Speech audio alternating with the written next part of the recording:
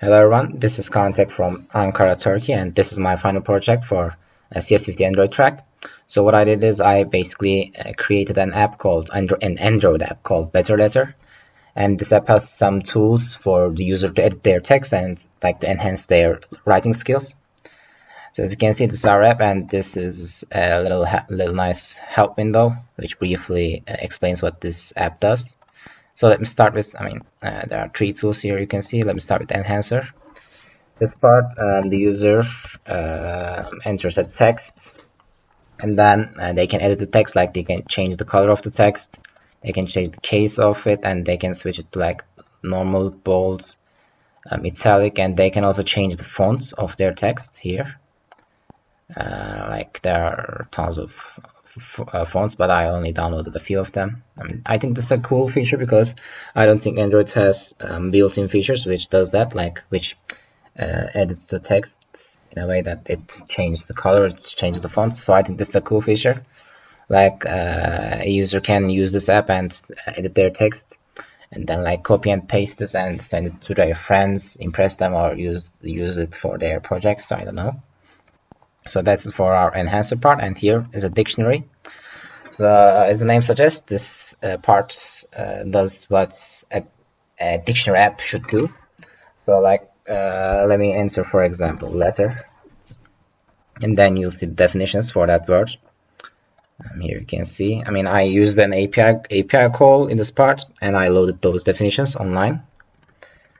And like computer science, for example, again, here's the definition, and let's say the user made a typo, like they entered project instead of project, for example, then you'll see the suggestions again.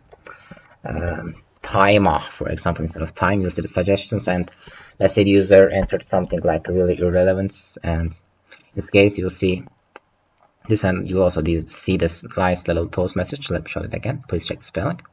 So that's it. I think this is a pretty cool dictionary part. And finally, we have this checker part here.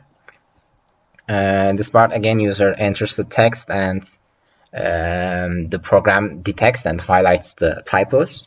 And it also gives the word counts. Let me just copy and paste this text. I wrote it before.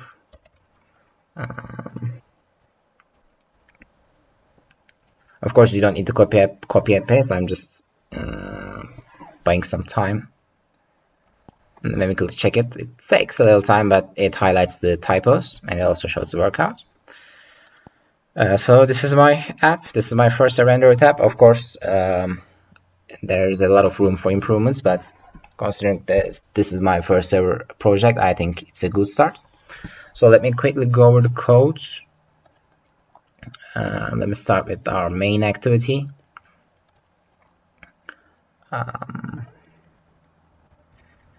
So this is the layout.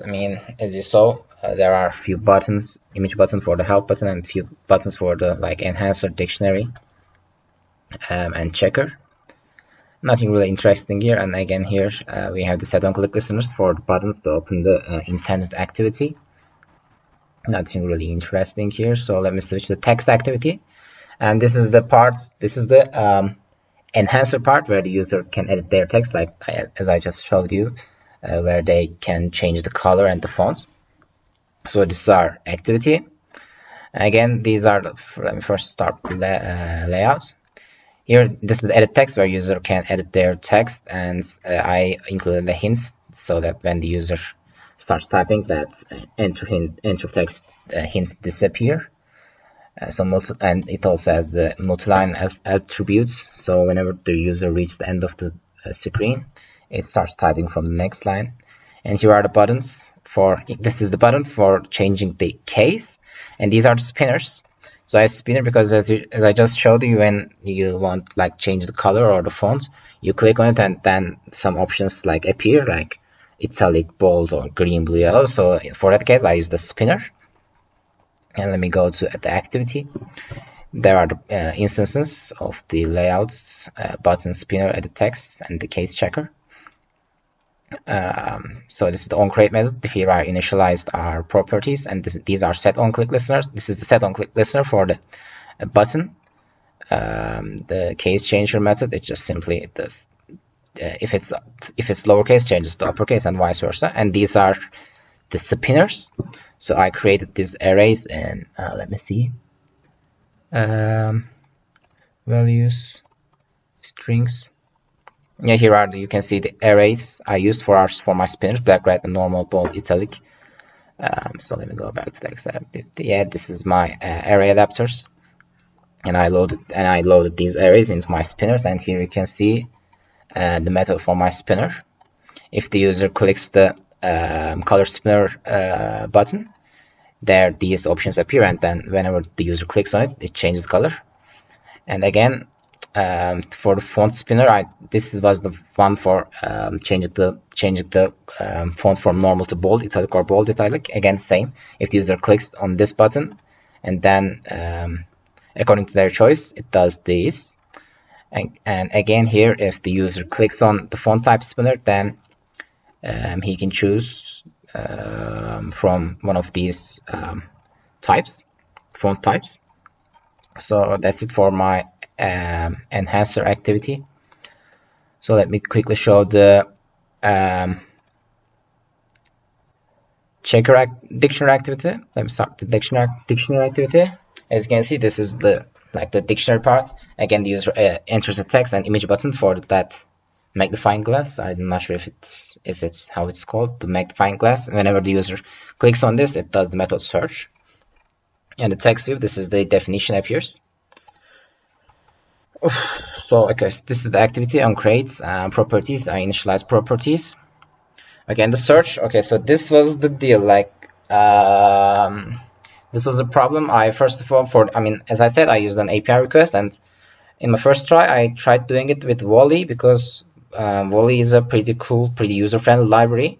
But for some reason, I couldn't do it. I tried for weeks and almost a month, but I couldn't figure out problems. So I guess it was something to do with the version of the Volley library. So I had to give up on it, and then I tried, and then I went with the OKHTTP library for the API request. But then I couldn't really find a way to access the headers of the JSON object from the OKHTTP. So I think I mean, maybe it's just me, but I don't think OKHTTP has some features for the user to access the headers of the JSON object. But I don't know, maybe it does, but I couldn't do it. So I had to parse through all the JSON string and then get the definitions. This was a lot of work. I mean, I think this is the reason for a week I didn't even open Android Studio, because this got me so desperate. But eventually I managed to do it. So here from the OKHTTP I load the JSON string, the whole string, and then I parse through it to get the definition. And this was a lot of work, so I don't know, in my next project I might figure out the problem with the Volley library, because I'd like to use it again. I mean, it was really helpful. But if I can't, I might just try retrofit. I heard this, but when I heard about retrofit, I already started working with OKHTTP, so I didn't bother changing it. But for my next project, I might try and go with retrofit. So yeah, this is the dictionary activity.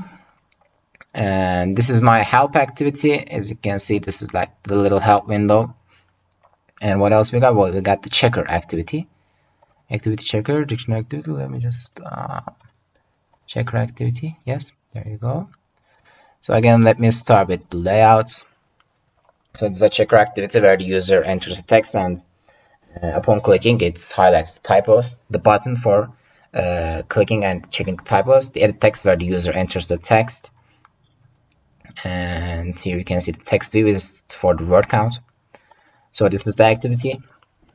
Again, initializing the properties, setting click listeners, and check the test. Again, I take the string version of the edit text. And the problem again here is I again use the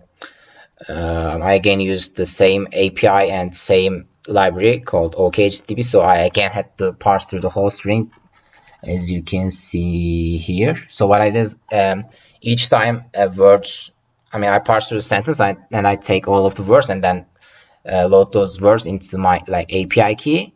And if the word does not exist, it basically means that it's a typo. So that's how I did it. And I highlighted the text. And for highlighting text, I use the strings. Where is it? Spannable string. I use a spannable string because the spannable string can easily like edit some types of the whole text. So instead of using a basic default string, I had to go with new spannable string. And as you can see, these are the parts where I highlighted the text by using spannable string. So I think that's it for my app. Yep. So I mean, it's definitely more improvable. Like for example, this checker part can be improvable. Like instead of just highlighting the word, it can just correct the word, but that's too hard for me at this point. So I guess, I mean, I'm pretty proud of it. Like considering that this is my first ever Android project, I'm pretty happy with it, and I hope I'll do projects way better than this in the future. Thank you.